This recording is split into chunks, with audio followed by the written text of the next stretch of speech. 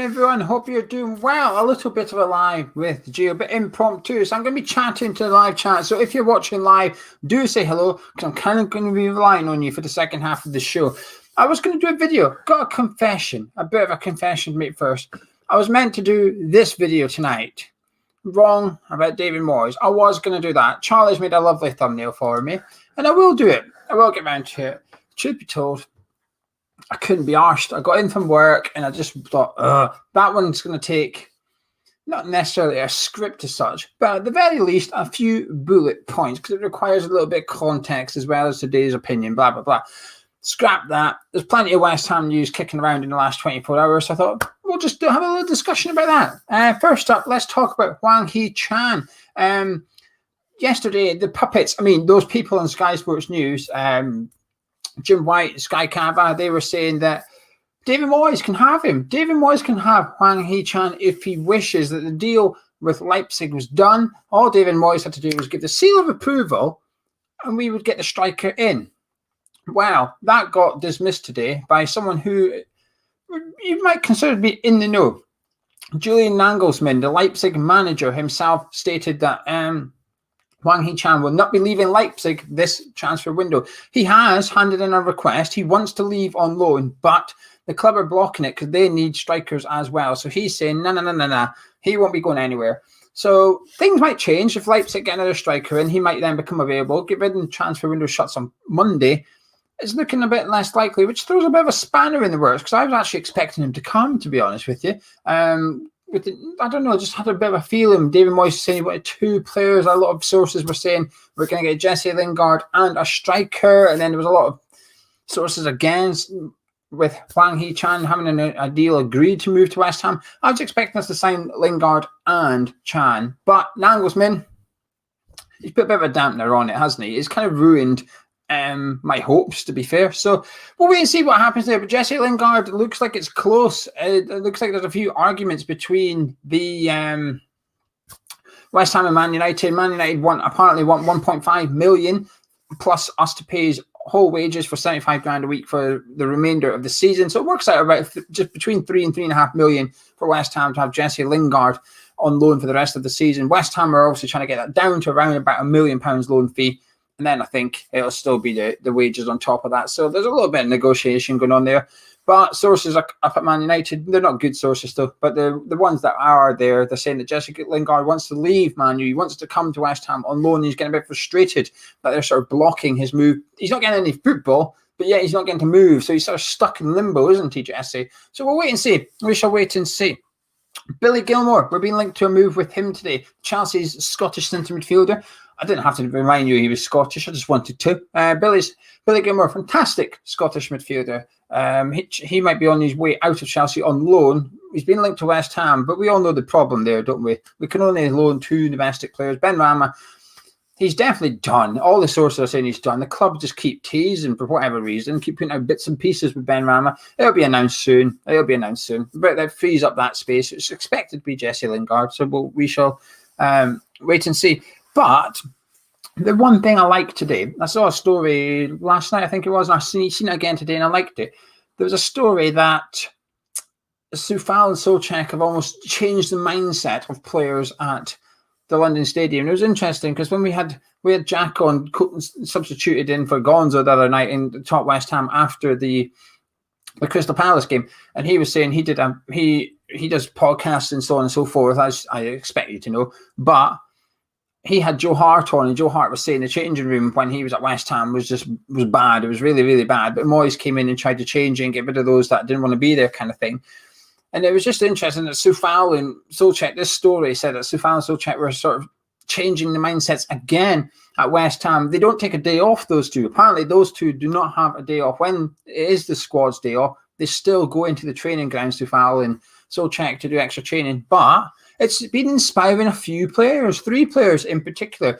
And the first one is Andrei Yarmolenko, which might surprise a few people, including myself. I'm not going to lie. When I saw Andrei Yarmolenko's name, I thought, oh, okay, he's probably the last one I would have had down for being an over-enthusiastic person within training.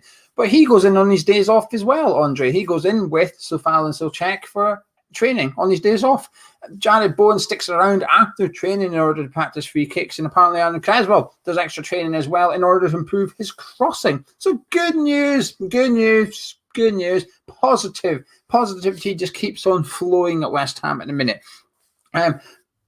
But did you see Alicia Lehman has left West Ham Women to go to Everton Women? Bit of a surprise. The photographer at West Ham Women is buggered, isn't he? What's he going to do for the next few months? The social media team at West Ham Women are also buggered. Who are they going to tweet about? As far as I understand it, she's not been playing that much this season. She's not one of the better players, despite what the West Ham Women's social media team make you believe due to how much pictures they put up of her, so on and so forth. But anyway, she joined Everton on loan, and she got asked, why? What is it about Everton? Why did you want to come to Everton?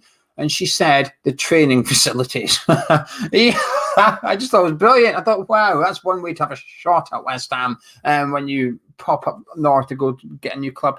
Anyway, that's the bullet points I've got written down there. I'm going to turn to live chat now. So, get your questions in. Oh, Mark, this is not good.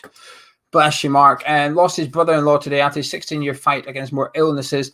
More illnesses and strikers being linked with. Very tough day. Hold on to those those precious ones in your life. Quite right, Mark. Sorry to hear that. That's never good. I hope you and your family are okay. If there's anything we can do, just get in touch, Mark. We'll do our bestest. That's all we can do. Any update for the striker? Yeah, Lee. Hwang Hee-Chan is not looking like he's coming due to Nagelsmann saying that they are not letting him out. And that's it, really. We've been linked to another couple sort of like sporadic ones. I've seen Akubars, I've seen him linked again for about the fourth window in a row. I'm concerned. I've got a worry. I've got a worry that we're not going to get a striker. I think we'll get Lingard, but I think that'll be it. And I don't know. I know people say, well, Moyes is happy with the team, but I'm not sure he is. I think he's just saying that. I think we need another striker. We absolutely have to we'll get a striker in for that one. Right, let me just flick through. Keep your comments coming in. This is the interactive show, so we need your comments. Harry saying he doesn't want to develop a Chelsea player. See, I agree with that about Billy Gilmore. I think the difference with him and Lingard is we're not developing Lingard. We can't do that. We're getting him in to almost as a trial ahead of buying him in the summer kind of thing. But with Billy Gilmore, we're not buying him. He will be going back to Chelsea. So we'll develop him, give him game time. He'll be away. I seen a German journalist tweeting this one out, Third Eye. I'll try and find the link for you. It's a bit difficult doing this live, but I'll try and find the link for you. I won't be happy, Gary. I won't be happy. I think it'll be a lack of ambition. And I know if Moyes doesn't want anyone, but I don't believe that. I don't believe Moyes doesn't want anyone. I think he 100% wants to get someone. It's just a case of, can we get the one he wants, So it's a bit frustrating. Josh Maja links again. Yeah, I've seen that, Chris. Us and West Brom appear to be the two teams trying to get Josh Maja in. I don't know. I don't really know what to think of it. I haven't seen him since he's gone to Bordeaux. At Sunderland, I would have liked to have come to West Ham because he was a young guy tearing up in the lower leagues. But like I said, Sunderland till I die, he didn't come across a nice bloke, did he? Agent-led, I'm aware of that. But David Moyes had him at Sunderland. Will you be surprised if we sign Dawson as well, go for a Gilmore domestic striker? No, I don't. That's the other rumour, isn't it? Watford are trying to sell him to us this window for 3 million. Watford are wanting us to buy him now for 3 million quid. They're obviously trying to get a bit of cash in to bring in their own player. So we did do that. I think it would be a clever move to do to free up that second loan space, get Ben Rama and Dawson in. It just secures the squad, doesn't it? It keeps it comfortable moving forward. Allows us to get two players in, whether it is a trial like Lingard or someone like Billy Gilmore as a stopgap, can offer a lot, and then he'll depart in the summer. I think it makes sense, doesn't it? 3 million. We're going to do it in the summer. If we can speed it up a little bit, we might as well. Simple as that, really. I've seen this, Robert. Any thoughts on Lutz? I don't know how you pronounce that guy's name. How am I meant to guess that? I mean, Jesus. Lutz Van Steel. I don't know. Van Steel. Panin Steel. I'll say that. Let's just call him Lutz. Lutz has been approached to be a director of football. I've seen that. The Dusseldorf director of football. I think he's got a lot of experience playing football. I think he's played in like 6 continents or something over his time. But I don't know. I never heard of him. I don't know. I don't necessarily demand a director of football as much as I used to. I think a director of football would almost slow things down. I think if I've got one frustration with David Moyes, it's, he got called Dithering Dave at Everton. I still think there is an element of dithering about him. We've seen it in the summer. We end up signing Said Benrahma on deadline day, and it was because him and Sullivan couldn't agree which players to go for. I think we've got the same situation on our hands here. I think we've now got the manager wanting player ABC. Sullivan can't get ABC. Sullivan wants XYZ, and Moyes doesn't want XYZ. Well, they've got to meet in the middle somewhere. They've got to try and come up with LMN targets and go after those ones. Something that Sullivan can attract to West Ham, but also players that David Moyes wants at West Ham. There has to be players out there, but just it seems that they're always like a million miles apart a little bit. And I just think if you add another guy into the mix, I think it'll get even slower. It shouldn't. It should speed up the process and make it a little bit smoother. But I'm not convinced that would happen. I'm not 100% sure either, Alex. I think the social media team are having a wonderful time, though. They're just constantly putting bits and pieces out over the last 24 hours, knowing that the fans know. I don't know. I don't get it. I don't get it either, because like I said, the social media team's job is to generate clicks, whether that's on Twitter or to the website, so on and so forth. We all know the news now. So when you do announce it, well, you've lost half your clicks because we all know about it. Do you think there's any correlation between us winning our last 6 and the fact Benrahma started the last 6? Yeah, you have to. I think you'd be a bit naive to suggest not. You've got to take these things in consideration. I've got to say absolutely yes, because I know someone will say, well, he not got any goals or assists recently, blah, blah. But he should have had assists. If Antonio should have scored that cross he done, it's not his fault that he's not got an assist for that game. I agree with you, Ben. I agree. I'm worried. I sort of predicted this when we got linked with Jesse Lingard. I thought, I know what we're going to do here. We're going to make him the second striker, and then in the summer we'll convert him back to midfielder role and bring in the striker David Moyes wants, whoever that is. I do think that there was something in that Esri links from Sevilla, and we just got told, no, he's not coming. And I think Moyes has decided, well, we'll back off a little bit and then we'll go again in the summer.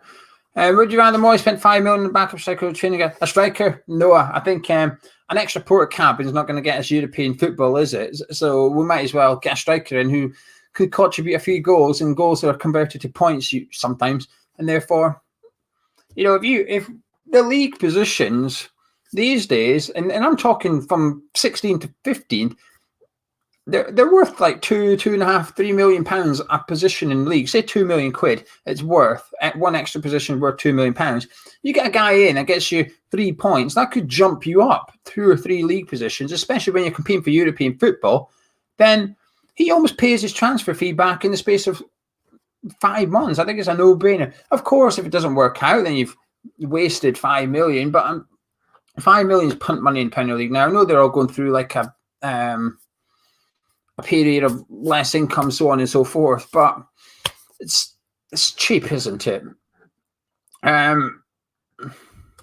Cottage pie or shepherd's pie? Oh, shepherd's pie, definitely. I agree with Kent here. Big opportunity miss if we don't go for a striker. Brian says he'll be disappointed if we bring in just Lingard given our form. Charles is saying let West Brom have him. Coufal saying he wasn't impressed by Josh Maja. No, I wasn't either. He did not come across as a very nice gentleman. I do think it was agent led though a little bit, but the Netflix. The one thing I'm a bit skeptical when I watch these things, because while I enjoyed Sunderland Till I Die, the one thing you do sort of remember at the back of your head is they made this for entertainment. They've cut bits out that they don't want you to see in order to make it entertaining and stuff. So there might have been bits that Josh Maja said and done that we didn't actually see because it wouldn't fit the narrative they're trying to push. Bear in mind, he left Sunderland halfway through the season. It was in Netflix's best interest to keep a positive relationship with Sunderland Football Club going. Therefore, making Josh Maja look like the bad guy in this helps Sunderland, therefore helps Netflix's sort of relationship continue, because there was a second series of Netflix of Sunderland Till I Die, sorry. So I'm a bit skeptical about it, because had they made Sunderland look bad, would they work with Netflix again for a second series? I don't think they would. So I'm a little bit iffy with it, but he certainly didn't cross good on that. No, Shane, there's been nothing. Nothing with that one.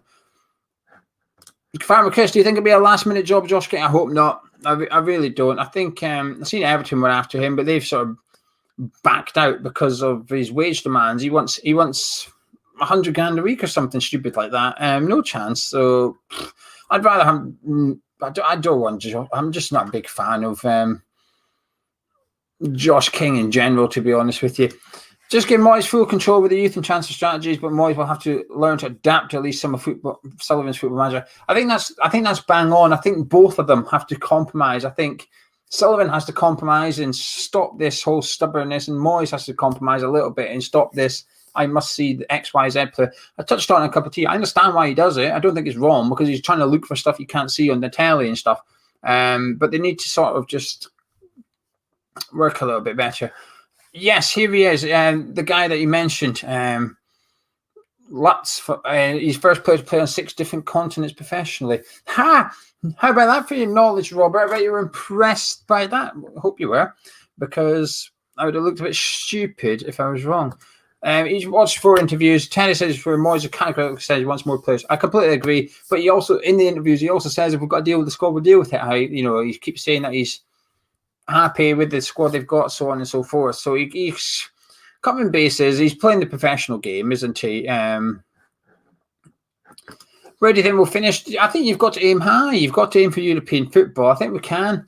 At the minute, I do think we are 1 or 2 injuries away from not crisis, but the season's faltering a little bit, and there would be such a shame because we're in a really, really good position right now.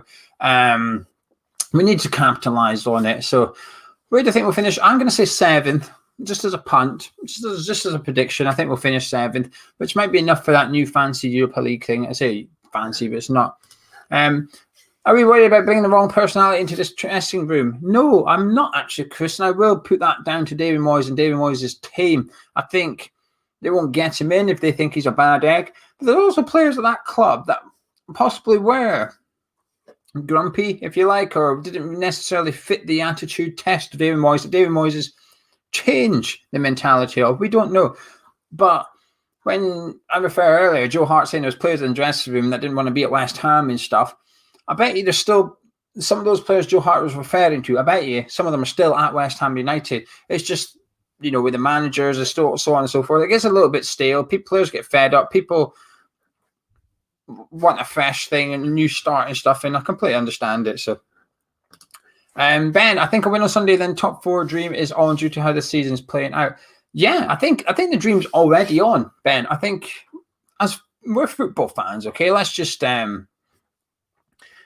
rein this back a bit. We are football fans.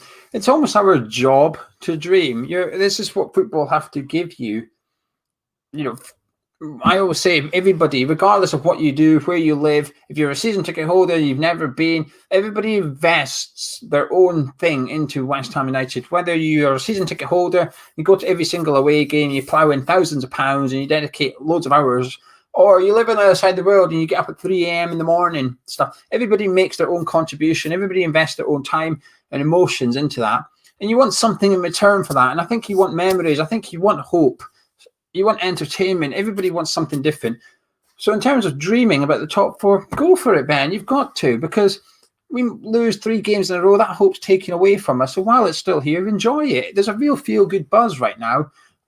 Just enjoy it. Have fun. Lingard's a good player with something to prove.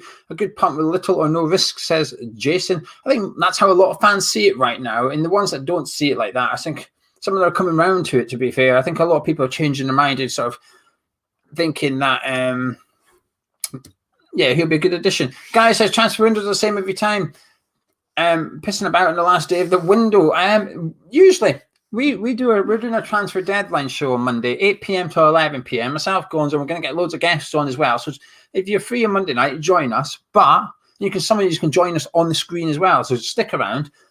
But over the years, when we've done transfer deadline day, we've had some right good moments. We had Sacco in France booking his own medical test, and everybody's saying, "Where is he? Why is he gone? He's getting told to get back."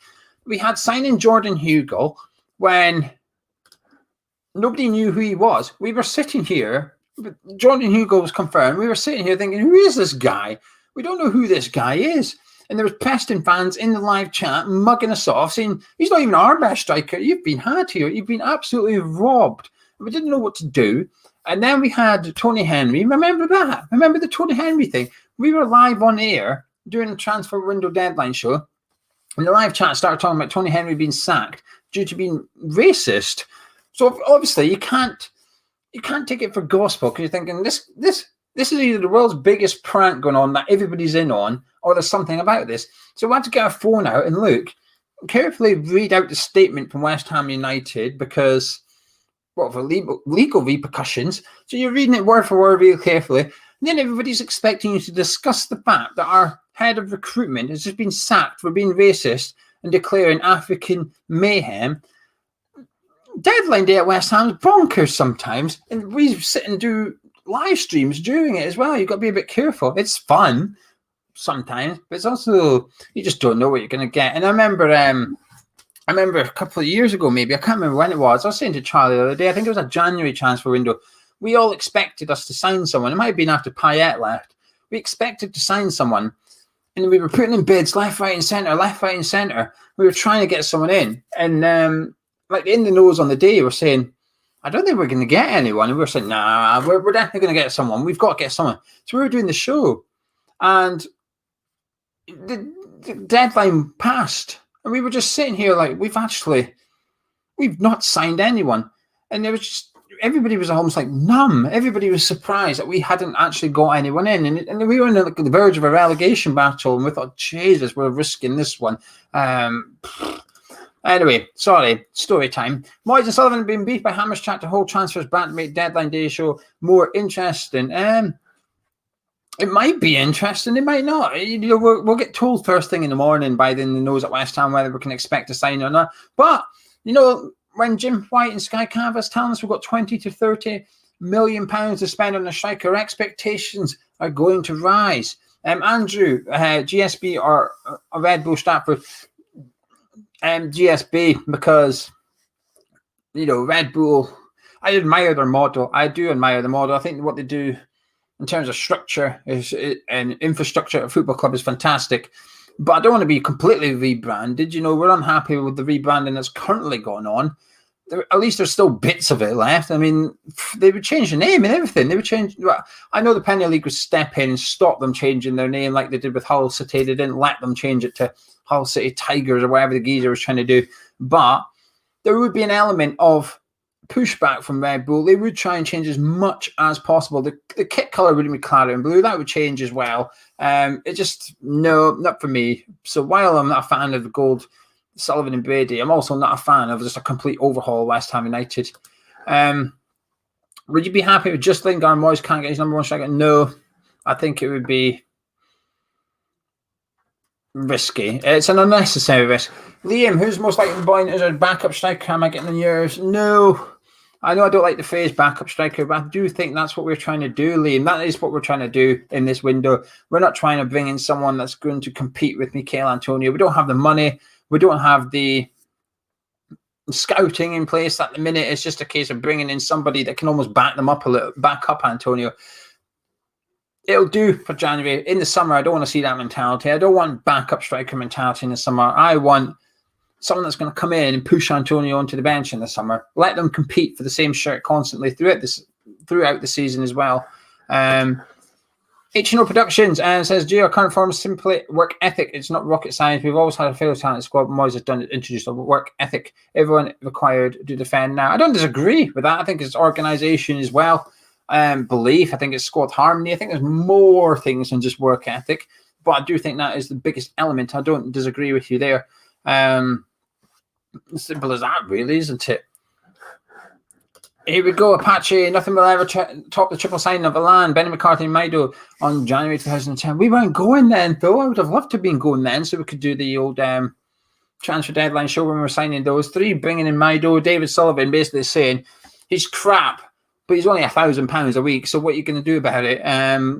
What an attitude. Then Benny McCarthy went on to describe Cannon Brady as a devil with tits, and after she insinuated that he's more interested in filling his stomach than the goals. Brilliant, isn't it? Robert, if Rice goes to Chelsea and we were offered 80 million plus either Conor Gallagher or Billy Gilmore, is that a fair deal? And B, which one? I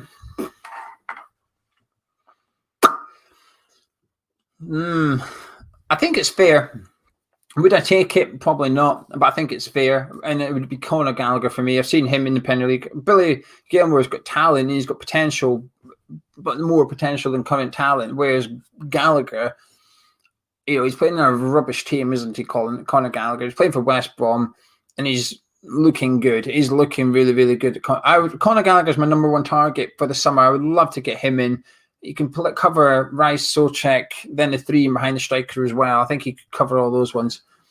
First striker, if it can't be Hwang Hee-Chan, probably Edward of Celtic. I think he would. I think he would definitely sort of suit the way we play. Clark Torres makes a good point. Souček, if he knows any striker, I think we have. That's the worst thing. As much as you're joking there, I think we genuinely have asked him for strikers, and he's given us two, and we can't get them in. One of them's not coming till the summer. The other one's too young at the minute and can't come to the summer for some reason. James, are you sure he's worth at least 800? I don't disagree, but I think Conor Gallagher's possibly worth 20 million. But he said, is it fair? And like I said, I think it's fair. Would I sell him for 80 million plus a player? No, because I don't think it's a good deal. I think it's a fair deal for both clubs. It's not often two clubs winning a transfer deal. But I think that one would. I don't think he'll go this summer, though. I'm feeling more confident that Declan Rice will remain a West Ham player next season, which is good. It's exciting. But this is why I want to see us. They've almost got an opportunity, the board, this transfer window. This is why it's irritating me a lot, I think. It's because we've got an opportunity. They've got an opportunity to say to the fan base, we are ambitious. We do want Champions League football. We're going to capitalise on the fantastic start so far. They can show the manager that, but they can also show, like Declan Rice and Thomas Souček, stay with West Ham. We have ambitions to go play Champions League football. You want Champions League football? We can do this at West Ham. Here, I'm going to show you. We're going to get ambitious. We're going to try and bring in players who are going to improve the squad. And at the minute, they're just sitting still, and it's extremely frustrating. It's a massive opportunity they've got, which was delivered by David Moyes. And that's what I find frustrating about sort of Jim White earlier on Talk Sport. He's basically alluding that the owners can take some credit for West Ham being in the top four. But whenever West Ham are in the bottom four, it's got nothing to do with the owners. You can't have it both ways. It's one or the other, isn't it? I guess you could say the same for the fan base, but I think the fan base are a bit more fairer than what the mainstream media is. Mark, listen, thank you. £20 in the super chart. You're an absolute gent, Mark Boundy. Thank you very much. I appreciate that massively. That'll go in the full-time fund. Steve Halson says, Champions League talk, I got a nosebleed. Look, I don't think we will finish in the top four, but I think we can make a run for it. I think we can dream about it. I think we have to. If you can't dream in football, what's the point? What's the point if you can't just close your eyes and dream for a little bit? We need to sign players and build around Rice, says James, not sell our players. Otherwise, why we left Upton Park? I completely agree with that. I do agree with that.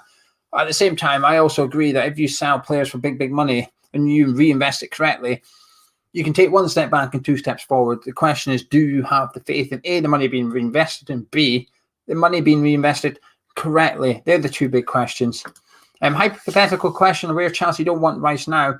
Lampard is gone, but we just swap Rice for Abraham and Gilmore. No, Gary, not for those two.